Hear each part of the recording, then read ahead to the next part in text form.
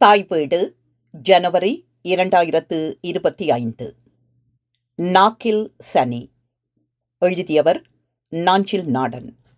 வாசிப்பவர் ஆனந்தராணி பாலேந்திரா. நேரம் காலை 9:30 மணி இருக்கும். ஏன் 10:30 இருந்தால் என்ன? இருந்துவிட்டு போகட்டுமே. பெண்களுக்கு மது இலவசம் என்றா அறிவித்துவிடப் போகிறார்கள்? நகராட்சி மாநகராட்சி பேருந்து நிலையங்களில் சிறுநீர் கழிக்கப் போனால் ஆண் பெண் வேறுபாடு இன்றி, சமய பாகுபாடு இன்றி, இன பேதமின்றி யாவர்க்கும் 5 பணம்தானே வாங்குகிறார்கள். அழுக்கும் நாற்றமும் ஆபாச விளம்பரங்களும் அரசியலை எதிரொலிப்பது போன்றே நிலைத்து நிற்கிறது. அன்று சனிக்கிழமை 9:10 ராகு காலம் என்று எண்ணிக்கொண்டார் கும்பமுனி. கும்பமுனிக்கு என்ன ராவு காலம் பகல் காலம் என உசாவுவதும் நேர்தான். நாளும் கிழமையும் நலிந்தோர்க்கு இல்லைத்தானே. நாள் என் செய்யும், வினைதான் என் செய்யும், நம்மை நாடி வந்த கோள் என் செய்யும், கொடுங்கூற்று என் செய்யும் என்பதறியாரா?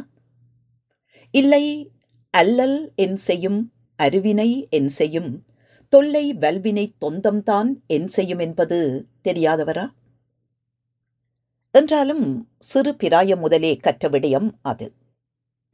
நாட்டை வழிநடத்தும் அதி தீவிர முற்போக்கு சமூக நீதி செயல் முனைவோர் அதை கண்டுகொள்வதில்லையா என்ன? அதுபடி கும்பமுனி இவற்றை சரியாக நினைவு வைத்திருக்கிறார் என கேட்கலாம். அதற்கானதொரு சூத்திரம், மெனப்பாடம் அவருக்கு. திருவிழா சந்தடியில் வெளியே புகுந்து விளையாடச் செல்வதும் நியாயமோ என்பது. ஒவ்வொரு சொல்லின் முதல் எழுத்து. தீனா திங்கள், சானா சனி, வேனா வெள்ளி, பூனா புதன், வீணா வியாழன், சேனா செவ்வாய், ஞாவண்ணா ஞாயிறு. சரி, இதில் ராகு காலம் எப்படி? திங்கள் 7:30 9, சனி 9 10:30, வெள்ளி 10:30 12, புதன் 12 1:30, வியாழன் 1:30 3, செவ்வாய் 3 4:30, ஞாயிறு 4:30 6. சரி ஐயா, இல்லையென்றால் சரி ஐயா. இதை தெரிந்து வைத்துக் கொண்டு என்ன செய்யப் போகிறோம் என்ற வினா பொருள் உள்ளது. அகில இந்திய புகழ் கனதன தாரகை குண்டி ஸ்ரீ பிறந்த நாள். அதுவே உண்மையோ சமைக்கப்பட்டதோ தெரிந்து வைத்துக் கொண்டு என் செய்ய உள்ளீர்? தெருவில் ஒலிபெருக்கியில் கூவியபடி கீரை விற்றுக் கொண்டு போன குரல் கேட்டு தலை நிமிர்ந்து பார்த்தார் கும்பமுனி. இருசக்கர வாகனத்தின் பின்னிருக்கையில் பிணைக்கப்பட்ட பிளாஸ்டிக் நீள்கன சதுர கூடையில் கீரைக்கட்டுகள் தலை நீட்டி பார்த்தன. தெருவே அலரும் வண்ணம் கரகரத்த ஒலிபெருக்கி குரல். தண்டங்கீரை, அரக்கீரை, முளைக்கீரை, அகத்திக்கீரை, முருங்கைக்கீரை, கொடும்பைக்கீரை என்று வரிசையாக மறுபடி விளம்பர கூக்குரல். கரகரத்த குரலில் பேசியே மக்கள் செல்வாக்கும் பெற்றனர் ஒரு காலத்து. இன்று அந்த யுக்தி எடுபடாது. பொது மேடையில் அந்தரங்க ஆடைகளுடன் ஆட வேண்டும். மேலும் கையிலே காசு, வாயிலே தோசை என்றாயிற்று. இன்று தோசை என்பதற்கு கோழி பிரியாணி, 1/4 குப்பி சரக்கு, 2000 பணம் என்று உரை எழுதுவார்கள் அடியார்க்கு நல்லார், இளம்பூரணர், நச்சினார்க்கினியர், பரிமேலழகர், மணக்குடவர், காளிங்கர், ஊவேசா, சீவைதா, அவ்வை துரைசாமி பிள்ளை, பின்னத்தூர் நாராயணசாமி ஐயர், பெருமழை புலவர் சோமசுந்தரனார், KN சிவராஜ பிள்ளை, புலியூர் கேசிகன், சாவே சுப்பிரமணியன் முதலானோர் இன்றிருந்தால். எவர் பெயரும் விடுபட்டிருந்தால் முதுமை காலத்து மறதியே காரணமல்லாது சமூக நீதி காரணங்கள் அல்ல. கும்பமுனி சிந்தனையில் ஆழ்ந்தார். சங்க காலத்திலேயே இடியாப்பம், அப்பம், கும்மாயம் என தெருவில் கூவி விற்றிருக்கிறார்கள். அவர்களை கூவியர் என்று விழித்துள்ளனர். 50 ஆண்டுகள் முன்பு கூட காசுக்கும் பண்டமாற்றுக்கும் கூவி விற்றுள்ளனர். கருப்பட்டி, புளி, சுண்டவற்றல், மிதக்கவற்றல், பதநீர், மாம்பழம், சோளம், கூவரகு, அவல், பொறி என. கூவுவதற்கு குரல் வளம் அற்றோ, கூவியதால் தொண்டை அடைத்தது என்பதாலோ இன்றெல்லாம் ஒலிபெருக்கிகளில் பதிவு செய்யப்பட்ட குரல்கள் கூவுகின்றன.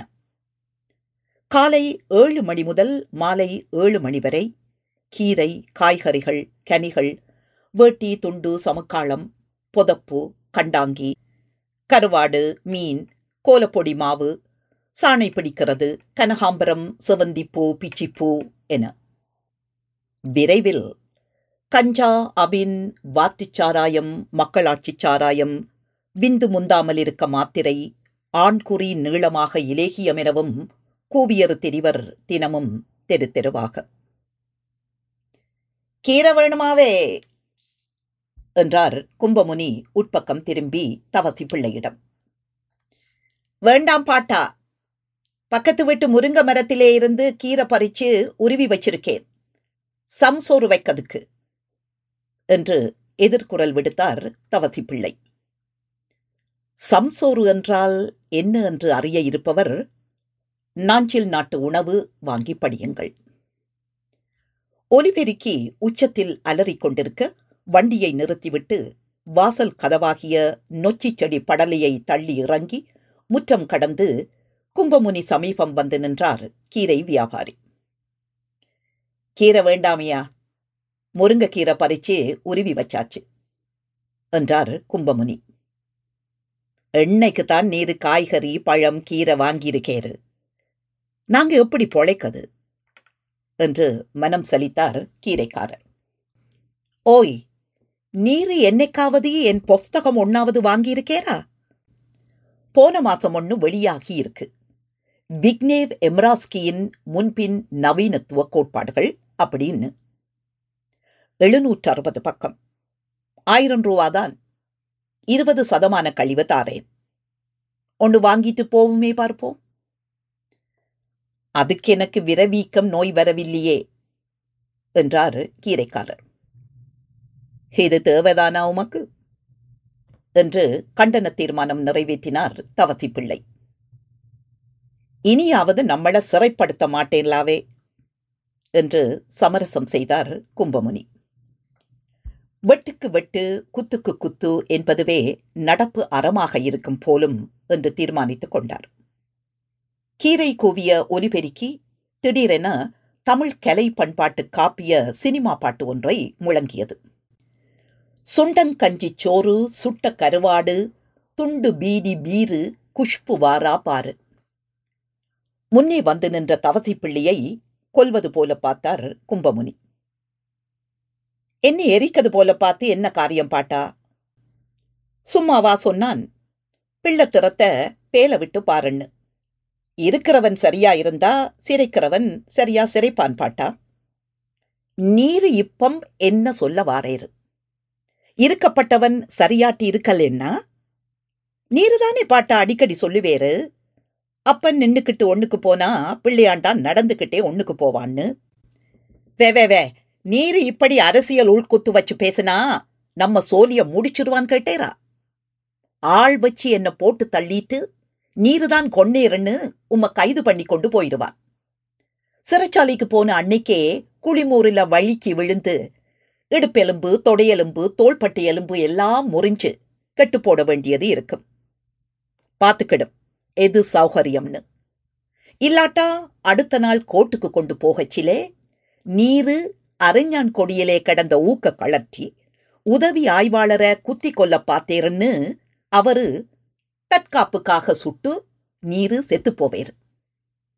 மனுநீதி சோழன் பிறந்த மண்ணு, யானே அரசன் யானே கள்வன்னு உண்மை பேசிய பாண்டியன் நெடுஞ்செழியன் அரசாண்ட மண்ணு, சேரன் செங்குட்டுவன் உலவிய மண்ணுன்னு பீத்தி திரைகிற தேசமாக்கும். நெத்தி கண்ண திறந்தாலும் குற்றம் குற்றம்தான். சரி விடும், அந்த கீரைக்காரரை கொஞ்சம் கூப்பிடும் என்றார் கும்பமுனி.